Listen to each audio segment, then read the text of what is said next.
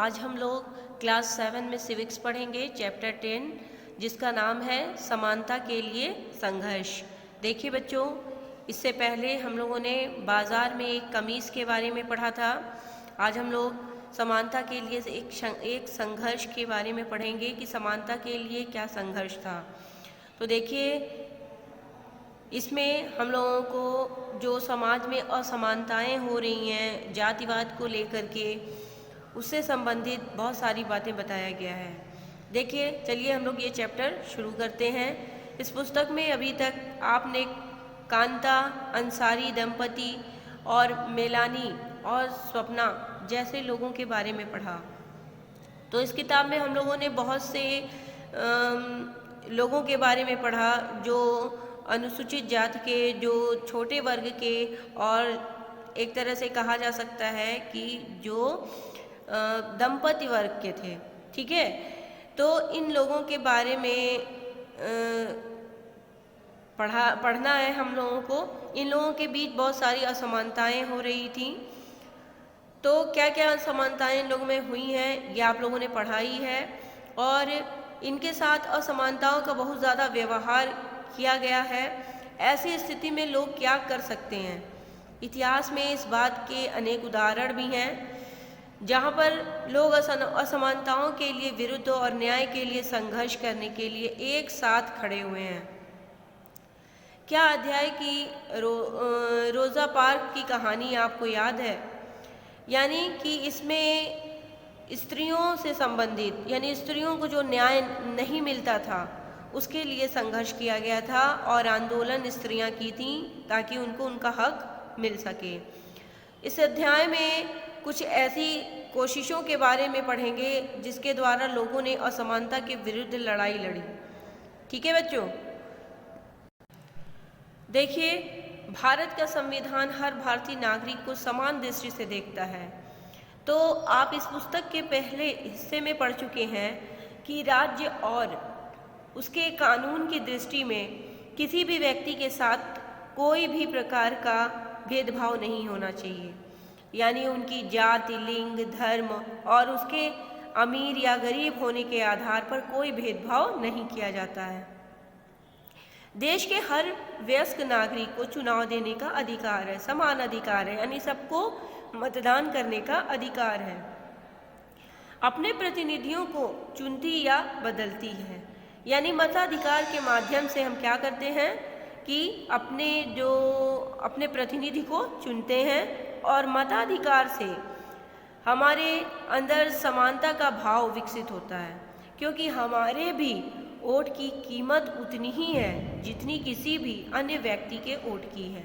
लेकिन ये भाव अधिकतर लोगों के जीवन को नहीं छू पाता है।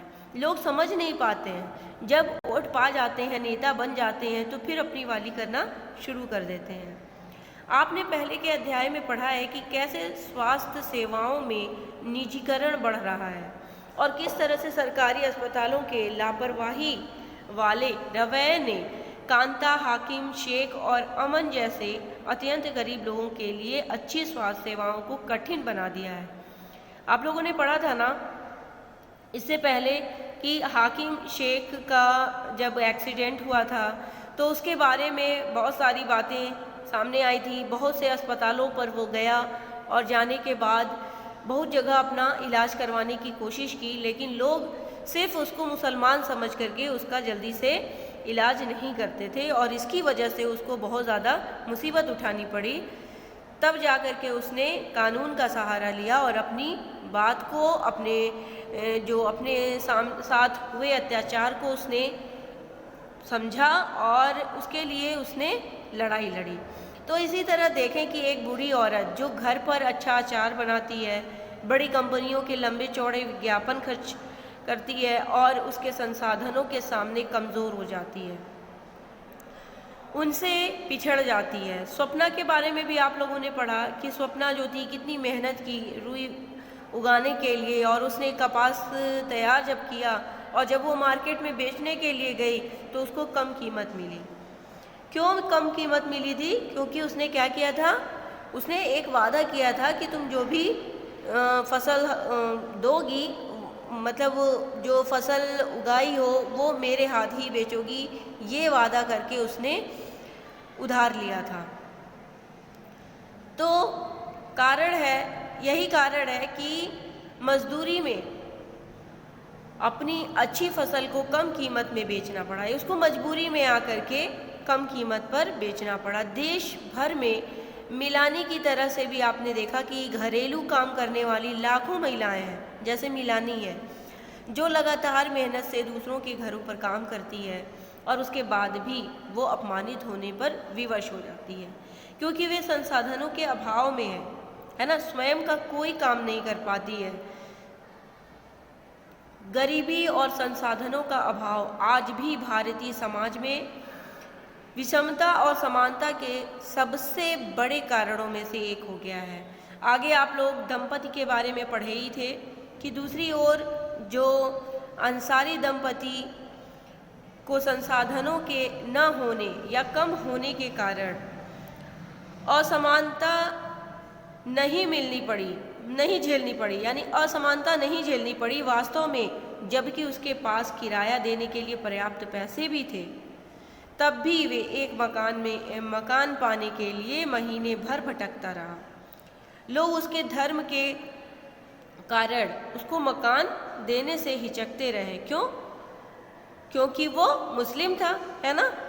ठीक उसी प्रकार स्कूल के अध्यापकों ने भी ओम प्रकाश वाल्मीकि से स्कूल का मैदान महज इसलिए साफ करवाया क्योंकि वे दलित थे। तो दलित समझकर लोगों ने क्या किया? इन लोगों के साथ अत्याचार किया। आपने इस पुस्तक में पढ़ा है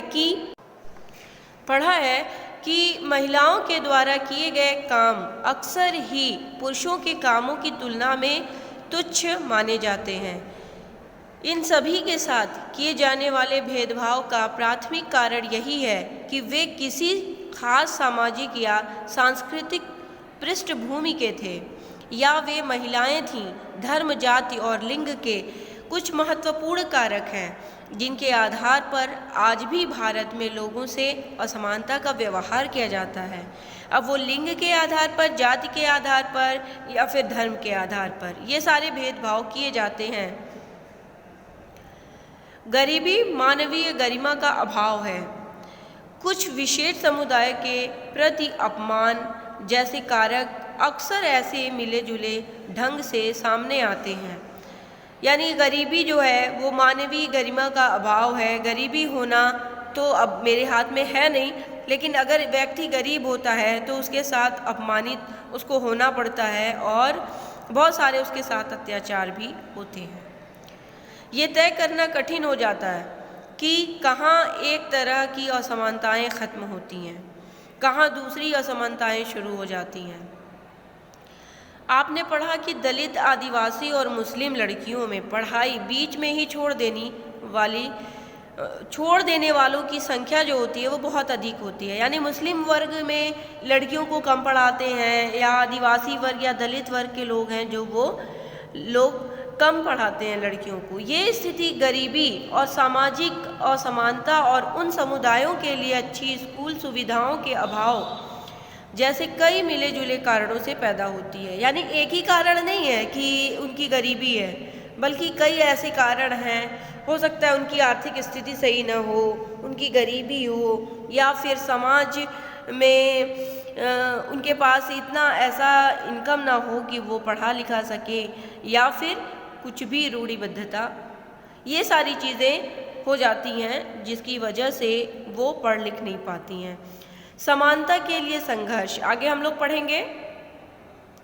तो दुनिया भर के तमाम समुदाय, गांव और शहर में आप देखते ही हैं कि कुछ लोग समानता के लिए किए गए संघर्षों के कारण सम्मान से पहचाने जाते हैं। कुछ लोग सम्मान के साथ पहचाने जाते हैं। ये वे लोग हैं जो अपने साथ या अपने सामने किए जा रहे किसी भेदभाव के विरुद्ध उठ खड़े हुए हैं।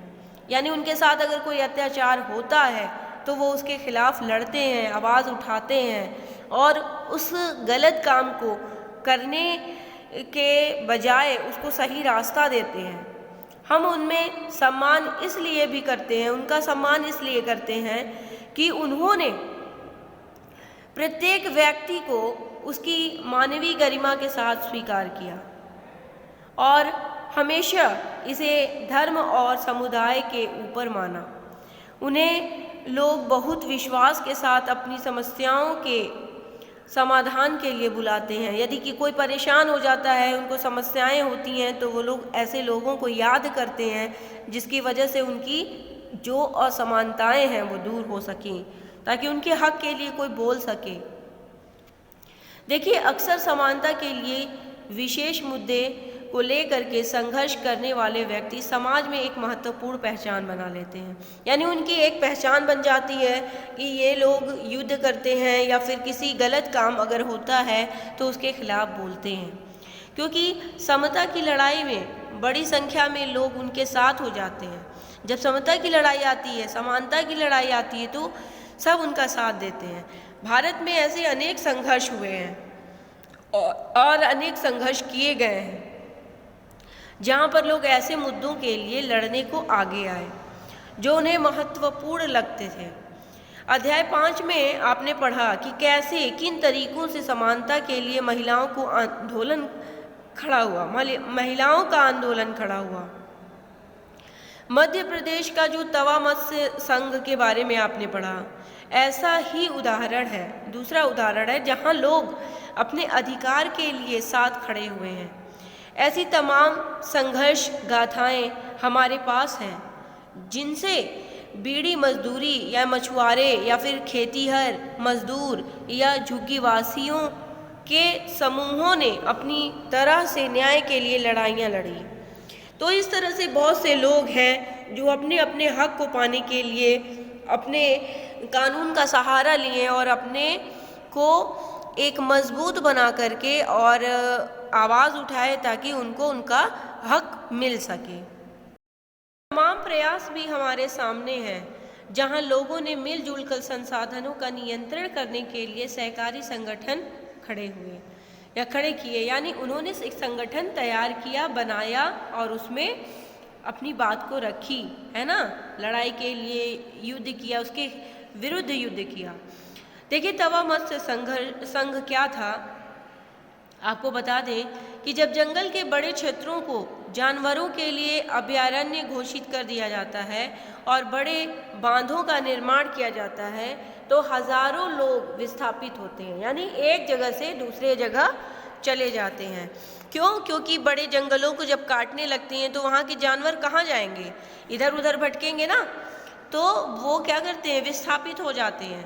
पूरे के पूरे गांव के लोगों को अपनी जड़ों को छोड़ करके और कहीं और नए घर बनाने और नई जिंदगी आरंभ करने के लिए मजबूर कर दिया जाता है, क्योंकि वो उनका आवास रहता है, जानवरों का, चिड़ियों का, पक्षियों का आवास रहता है। जब आप वो ही काट देंगे, पेड़ ही काट देंगे, तो वो सारे कहाँ जाएंगे? तो वो एक नई जिंदगी शुरू करने के लिए मजबूर हो जाते हैं। इन विस्थापितों में से अधिकांश लोग गरीब होते हैं। ये भी है कि शहरी क्षेत्रों में भी वे बस्तियां जहां गरीब रहते हैं उन्हें हटा दिया जाता है और उनमें से कुछ को शहर के बाहरी इलाकों में दोबारा बसाया जाता है। इन सारी कवायद में न सिर्फ हटाए गए लोगों के काम धंधे प्रभावित होते हैं, बल्कि शहर के स्थित जो स्कूलों से दूर हो जाने की वजह से इन बस्तियों के बच्चों की पढ़ाई भी क्या होती है, प्रभावित होती है। देखिए, लोगों और समुदायों का विस्थापन हमारे देश में एक बड़ी समस्या का रूप ले चुका है। ऐसे में कई बार लोग संगठित हो करके इसके विरुद्ध लड़ाई के लिए सामने आते हैं। देश में ऐसे बहुत से संगठन हैं जो विस्थापितों के हक की लड़ाई लड़ रहे हैं। यानी बहुत से लोग ऐसे हैं जिनको एक स्थान से दूसरे स्थान तक अगर कर दिया गया है, हटा दिया गया है, तो वो अपनी ज़मीन को पाने के लिए लड़ाई लड़ रहा है। इस अध्याय में हम तवा मत्स्य संघ के बारे में पढ़ेंगे, जो मछुआरों की सहमति सहकारी समितियों का एक संघ है। यानी मछुआरों ने मिल करके एक संघ बनाया, संगठन बनाया कि हम लोग मिल करके ये जो नदी के किनारे रहने वाले लोग हैं उनका व्यवसाय है ये मछली पालन का, तो उन लोगों ने एक अपना संगठन बनाया है और सतपुड़ा के जंगलों से विस्थापित लोगों के अधिकारों के लिए लड़ रहा है। तो जो उनसे अधिकार छीन लिया गया, सरकार ने क्या किया था कि इन लोगों से अधिकार छीन लिया और कहा कि यहाँ पर ये लोग नहीं मत्स्य पालन करेंगे बल्कि कोई और करेगा, सरकारी कोई करेगा। तो आगे हम लोग पढ़ेंगे इसमें क्या है। तो देखिए, छिंदवाड़ा जिले की महादेव पहाड़ियों से निकलने वाली तवा नदी होशंगाबाद में नर्मदा से मिलने के लिए बैतूल होती हुई आती है। तवा पर एक बांध का निर्माण हुआ 1958 में। आरंभ में क्या हुआ, यानी शुरू में 1978 में ही पूरा हुआ।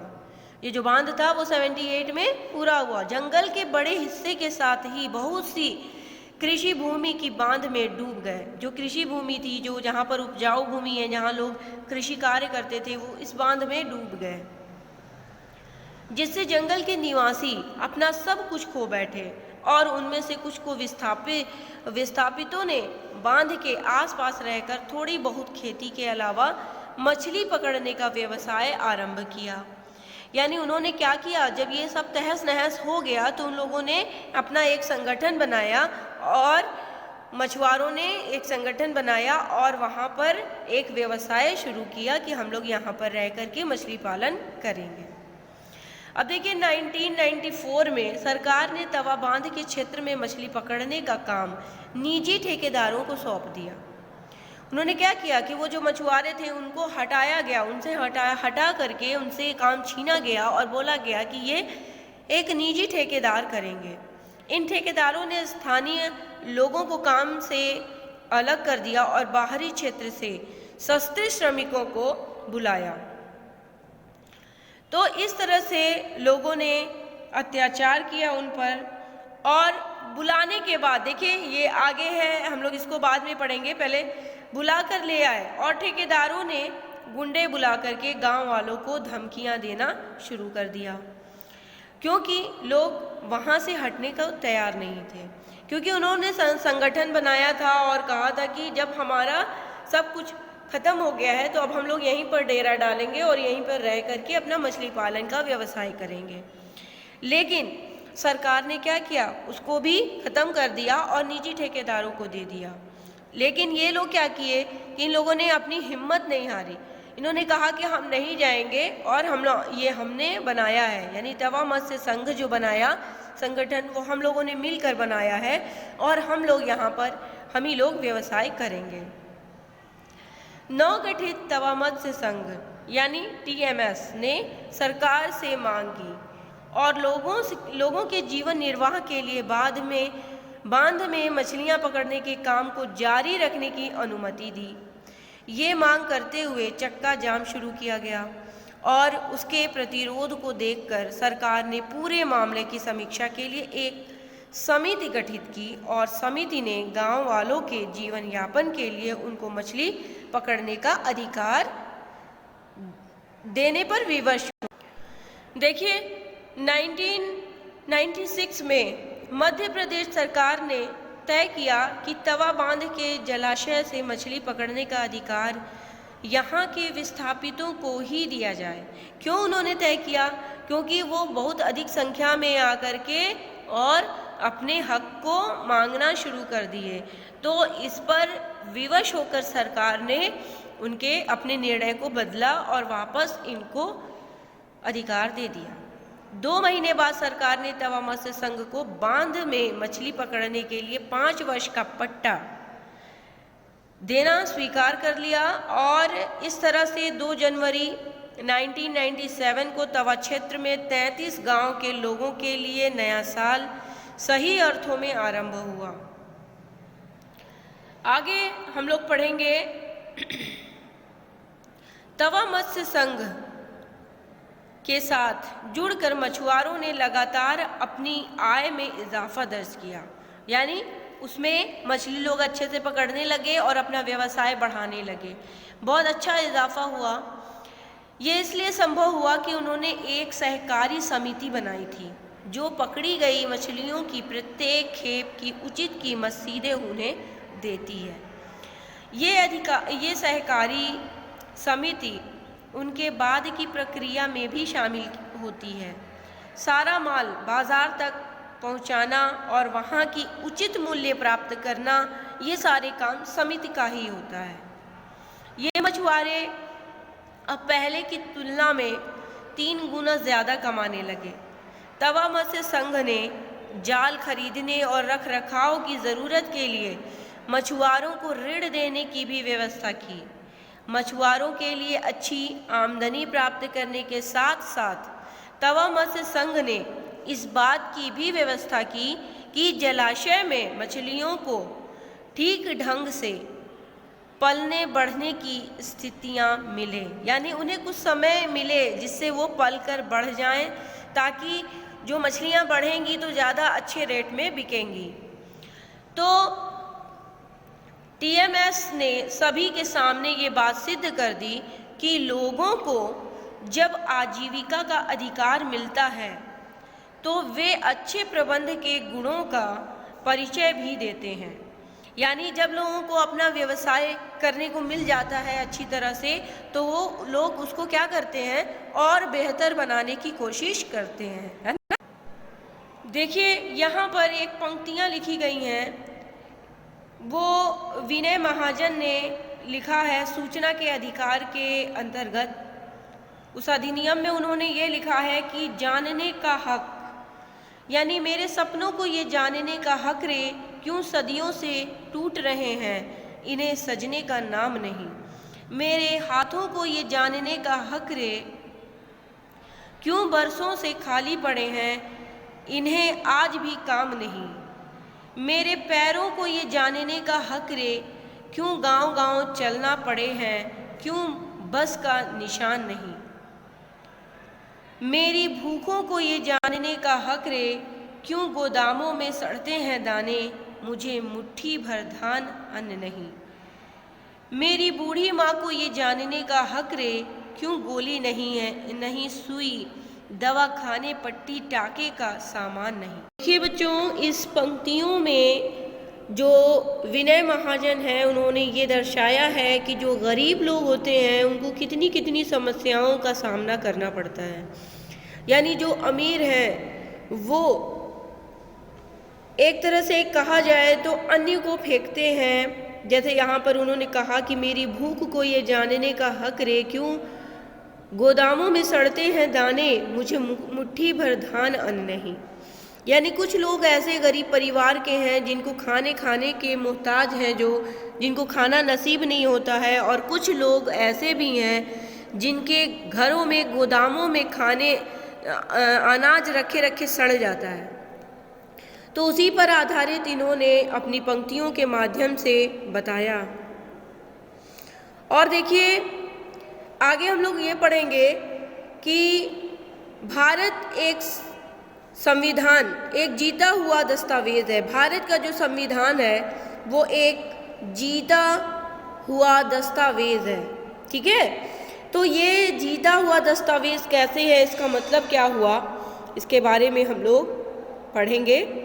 देखिए, न्याय के लिए, किसी आंदोलन और समानता के लिए गीत और कविता की तमाम प्रेरणाओं के पीछे जो एक भाव होता है ना, वो मनुष्य की समता का ही होता है। यानी मनुष्य हर हाल में ये चाहता है कि लोग मेरी प्रशंसा करें, मेरी समानता रखें, मतलब सबको समानता का अधिकार मिले। आप ये जानते ही हैं कि भारत का जो संविधान है हम सभी को समान मानता है। भारत का संविधान ये कहता है कि सभी को समानता का अधिकार मिलना चाहिए, सभी को स्वतंत्रता मिलनी चाहिए। ये सारी चीज़ें हैं ना, कि किसी के साथ भी किसी भी प्रकार का भेदभाव नहीं होना चाहिए, ऐसा संविधान के अंतर्गत कहा गया है, लिखित है, ये लिखित है। तो देश में समता के लिए चलने वाले जो आंदोलन है और जो संघर्ष है वो अक्सर संविधान के आधार पर ही होते हैं। समता और न्याय की बात करते हैं। तमाम मत्स्य संघ के मछुआरों की आशा का आधार भी यही है, क्या, संविधान के प्रावधान। यानी जो संविधान में दिया गया है, जो संविधान में जो हमें अधिकार मिला है उसकी बात कर रहा है। ठीक है, अपनी बातचीत में लगातार संविधान का जिक्र करने से वे उसे एक ऐसे जीते हुए दस्तावेज की तरह उपयोग कर रहे हैं जो हमारे जीवन में सचमुच अर्थ रखता हो। यानी कि अगर संविधान में कहा गया है कि हमें समानता का अधिकार है, तो हमें अधिकार वो मिलना चाहिए ना। यदि वो अधिकार नहीं मिल रहा है तो इसका मतलब कि हम अपने संविधान के विरुद्ध जा रहे हैं, ये बात आएगी। तो इसलिए हर बात में एक लिखित रूप से संविधान में लिखित है कि सभी को समानता का अधिकार मिलना चाहिए, स्वतंत्रता का अधिकार मिलना चाहिए, शोषण के विरुद्ध अधिकार मिलना चाहिए, या फिर धार्मिक स्वतंत्रता का अधिकार, शिक्षा से संबंधित जीवन का अधिकार, ये सारे अधिकार हमें संविधान के अंतर्गत मिले हुए हैं। तो इस दिशा में लोकतंत्र में कई व्यक्ति और समुदाय लगातार इस दिशा में कोशिश करते रहते हैं कि लोकतंत्र का दायरा बढ़ता जाए और अधिक से अधिक मामलों में समानता लाने की ज़रूरत को स्वीकार किया जाए। समता का मूल्य लोकतंत्र के केंद्र में है और इस पुस्तक में हमने कुछ मुद्दों को देखने का प्रयास किया है। लोकतंत्र के लिए मूल भाव के लिए चुनौती पैदा करते हैं, यानी लोकतंत्र में एक जो मूल भाव के लिए चुनौती पैदा करते हैं, जैसा कि आपने पढ़ा, देश की स्वास्थ्य सेवाओं का निजीकरण, संचार के माध्यमों पर व्यावसायिक जो घरानों का बढ़ता दबाव और नियंत्रण, महिलाओं के श्रम को कम मूल्य देना और कपास के किसानों की बेहद कम आय होना। जैसे स्वप्ना ने क्या किया था, स्वप्ना ने कम पैसे में अपनी कपास की जो वो था, रुई था, उसको बेचा था। आगे है कि ये सब लोकतंत्र के लिए चुनौतियां ही हैं। ये वे मुद्दे हैं जो सीधे गरीबों को प्रभावित करते हैं, यानी गरीबों पर इसका बहुत असर पड़ता है, डायरेक्ट असर पड़ता है, और समाज में उपेक्षित समुदायों से जुड़े हुए हैं। ये देश में सामाजिक और आर्थिक समानता से जुड़े मुद्दे हैं। लोकतंत्र के लिए समता और उसके लिए संघर्ष। तो लोकतंत्र के लिए समता रखना और लोगों के लिए वो यानी कि समानता प्राप्त करने के लिए, यानी असमानताओं को दूर करने के लिए जो संघर्ष है वो एक महत्वपूर्ण तत्व है। ठीक है, व्यक्ति और समुदाय का जो स्वाभिमान और गरिमा तभी बनी रह सकती है जब उसके पास अपनी और परिवार की सभी ज़रूरतें पूरी करने के लिए पर्याप्त संसाधन हों और उनके साथ कोई भेदभाव भी नहीं किया जाए। तो इस तरह से देखा जाए कि समुदाय का जो स्वाभिमान और गरिमा तभी बनी रह सकती है जब उनके पास अपनी और परिवार की सभी ज़रूरतों को पूरी करने के लिए, यानी पूर्ण रूप से उनकी ज़रूरतों को पूरी किया जाए और उनको जो समानता देना है, जो उनकी आज़ादी है, वो उनको मिलनी चाहिए। तभी जा कर के ये जो लोकतंत्र है वो एक आगे बढ़ सकता है। लोकतंत्र और संविधान में जो भी रूल दिए हुए हैं वो रूल को देखते हुए हम लोकतंत्र में अच्छी तरह से मतलब जीवन निर्वाह कर सकते हैं। ठीक है ना। लेकिन जो ये लोकतंत्र में जो संघर्ष हो रहे हैं वो किसके आधार पर हो रहे हैं, तो वो असमानता के आधार पर हो रहे हैं, है ना। तो असमानताओं के लिए लोग जो संघर्ष कर रहे हैं कि ताकि हमको समानताएं मिले, लोग जो भेदभाव रख रहे हैं लिंग के आधार पर, जाति के आधार पर, ये जो भी भेदभाव लोग रख रहे हैं वो नहीं होना चाहिए।